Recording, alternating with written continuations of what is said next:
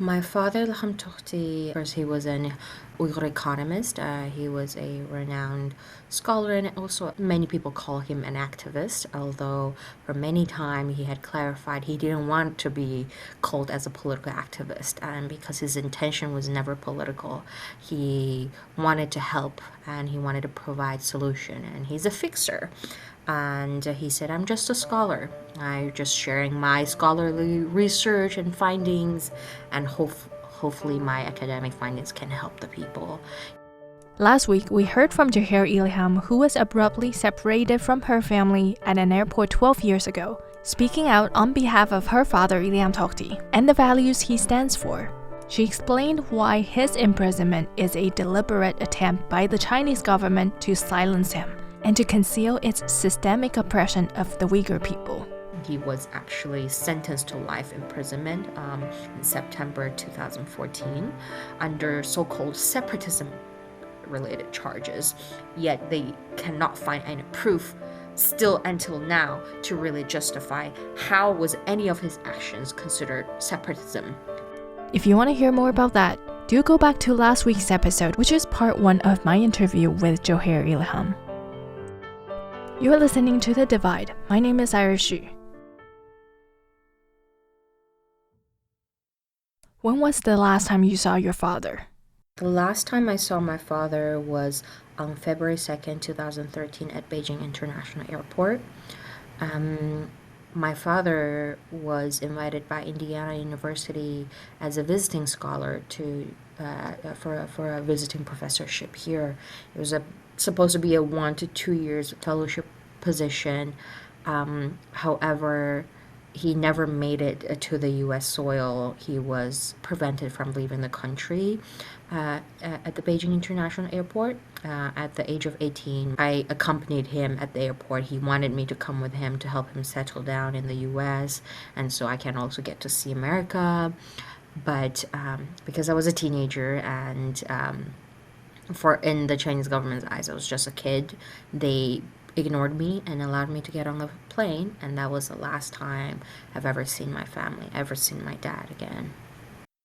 Professor Ilham Tohti's whereabouts and his health condition have become a mystery. Neither the lawyers nor the family are allowed to visit him since 2017. Ilham Tohti has been in prison in the Uyghur region, as you say, since 2014. Probably the most prominent Uyghur academic. If you want to talk about the explosion of human rights violations and atrocity crimes in 2017, his case is a real kind of warning shot to people. Any kind of perceived dissent would be not tolerated. Now, by the way, just to be clear, like he didn't do anything wrong. He was trying to bring people together, actually. He was trying to allow Uyghurs and Han-Chinese to be able to speak and talk about the problems that existed in the country, or to speak about differences between people to bring people together. I don't think anybody knows exactly the conditions that he's facing right now. It's unclear if anybody has been able to see him in person. Certainly he has not been able to access lawyers. He's been given a life sentence.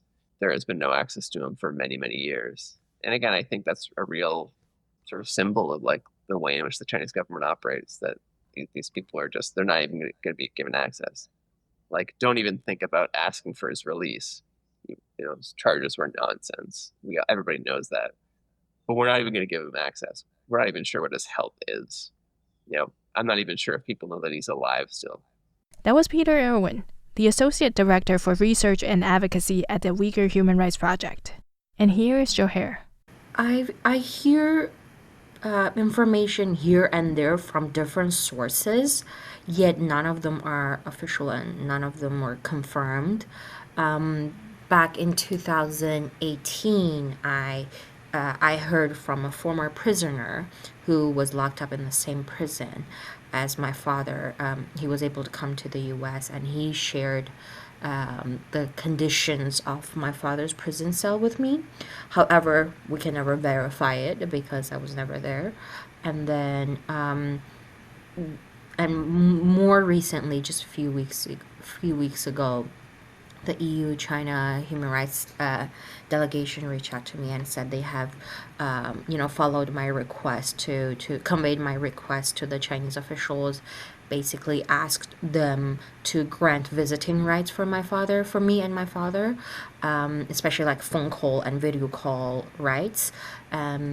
My father hasn't been allowed to be visited by my family since 2017. No one had seen him, although it is our rights, legal rights, whether it's international law or China's constitutional law, but he hasn't been allowed yet. The Chinese government doesn't admit it, and they keep saying that I didn't know you want to meet your father, as if that is a very ridiculous claim. And my family had made multiple requests, formally, informally, to request to see my father. It was all denied in different ways, and just a few weeks ago when EEAS, the EU China delegation, the human rights delegation that reached out to the Chinese officials, they have conveyed my request, and the Chinese government's response was that I need to formally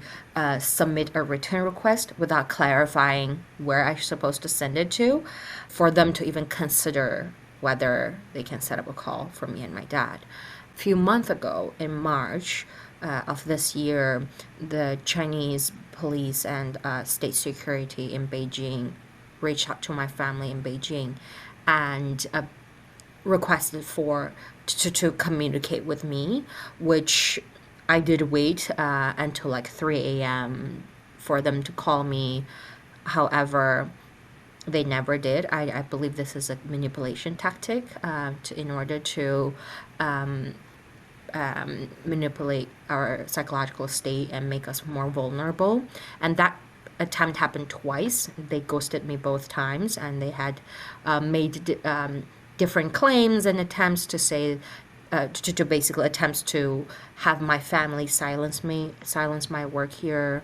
They even proposed that in order, one police even proposed that if for them to consider for me and my dad to be reunited, I mean like to be able to visit him, I need to bring Huawei back into the U.S., which was very random. I know, very random request. First of all, who am I to bring a multi-million billion revenued business back into the U.S.? And it's well, thank you. I felt very flattered that you think so highly of me, of my skills and my influence here. But that's not something I could do. Even if I could, that doesn't feel like a very fair exchange for me either.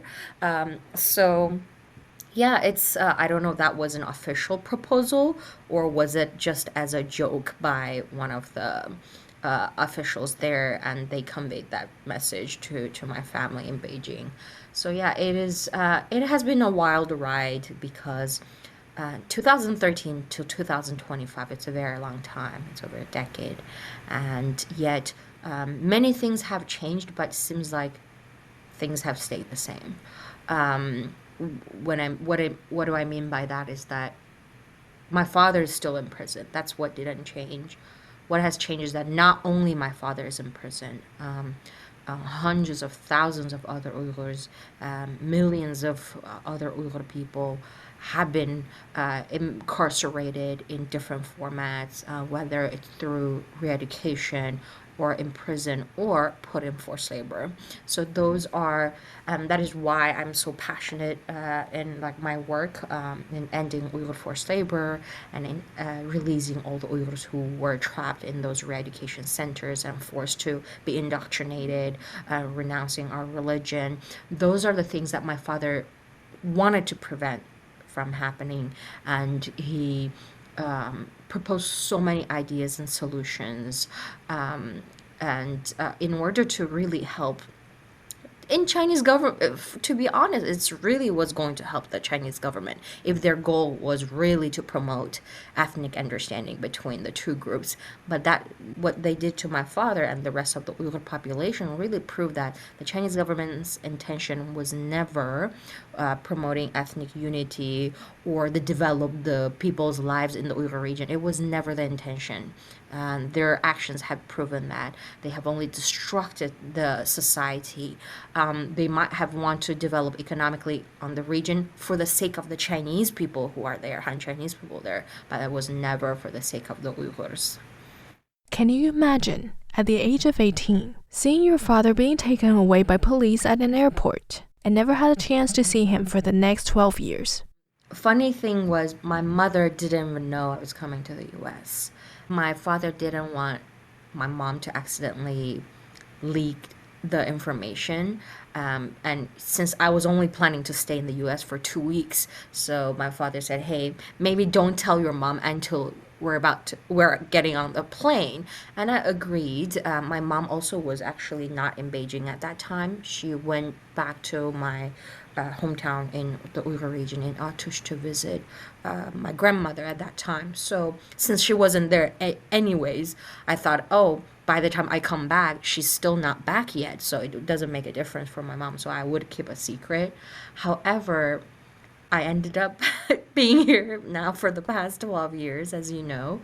I made the phone call. I informed my mom that I was leaving for the US 3 minutes before our departure, and my mother thought I was joking.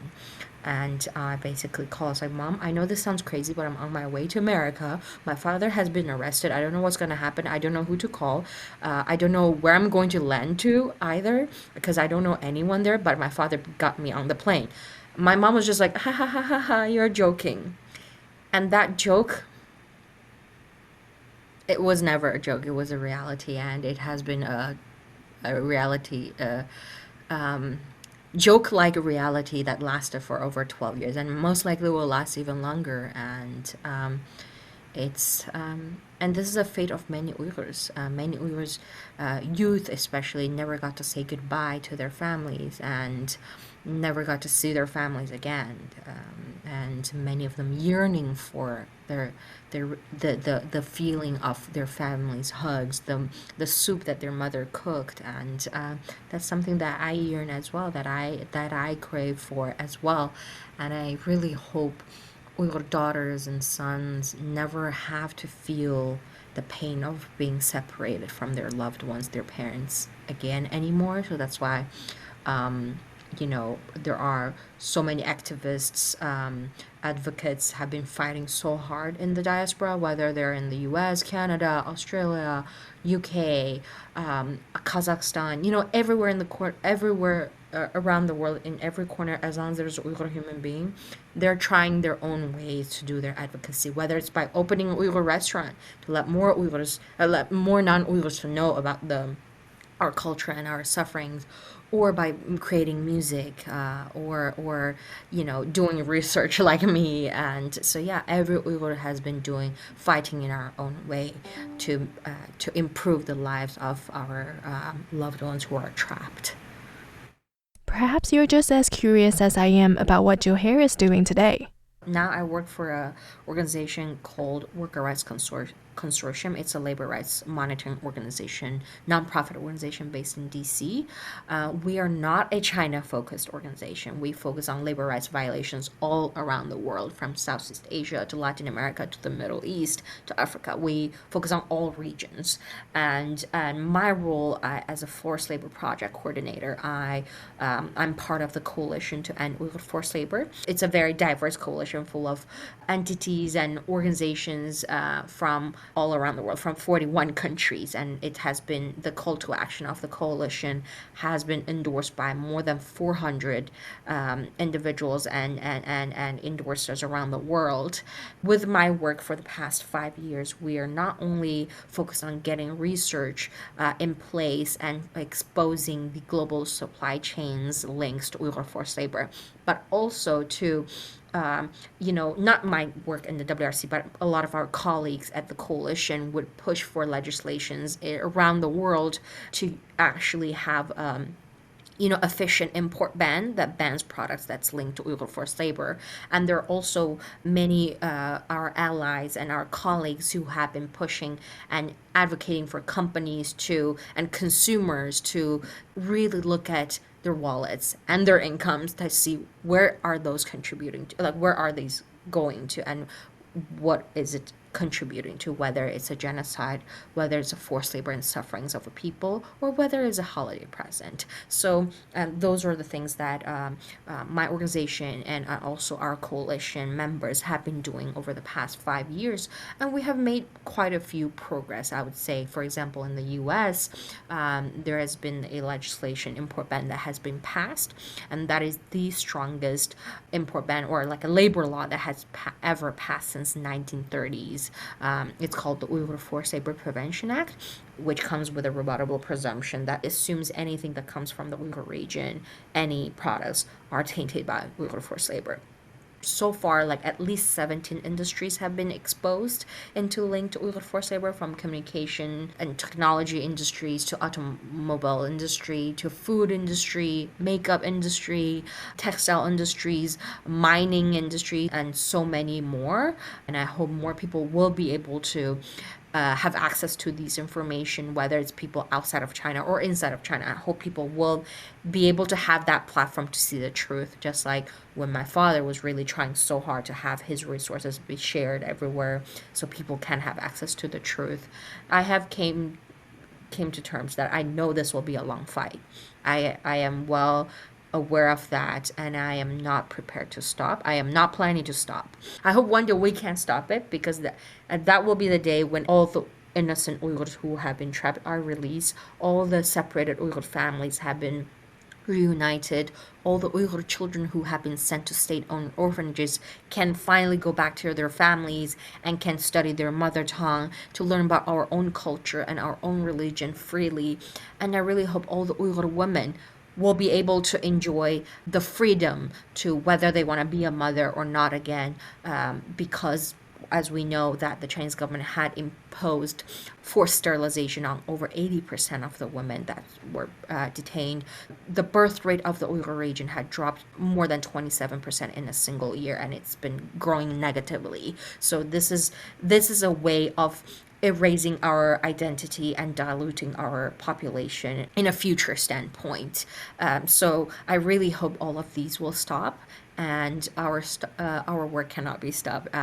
Right now, we need to have as much help as possible. Whether you are a teacher, or whether you are a musician, or whether you are a journalist, or whether you are a chef, you can contribute in so many ways. And don't forget, we're all consumers. That means we have power over where we spend our money and how we can influence businesses, and we're all voters in our own ways. So please do not let go of those rights, and please do not underestimate your power, and please use them to the fullest, because majority of my people who are trapped, they cannot practice or fully enjoy any of these rights. And if while you have the freedom of expression, please use it to the fullest. That's something that I always want to share with whoever asks me or like listening to me. I really hope it. At the end of our interview, I asked Jewher if there's anything that she would like to add. It's a message for the listeners. If you have a phone, if you do own a phone, please call your loved ones, because many of us cannot do that. And do it for your own sake, and also for all the millions of Uyghurs who have been trapped, and all the hundreds of thousands of families who are separated, all the Uyghur daughters and sons who cannot call their parents. Please just pick up your phone. Don't waste it. You own a phone to use it, right? Please don't just text. Call your loved ones, hear their voice, tell them you love them, tell them you care about them, because many of us in different corners of the world, not just Uyghurs, we do not have that. We do not get to enjoy that. So please don't waste that right that you have, and please don't waste that opportunity that you have, that we would rather die to be granted once that opportunity.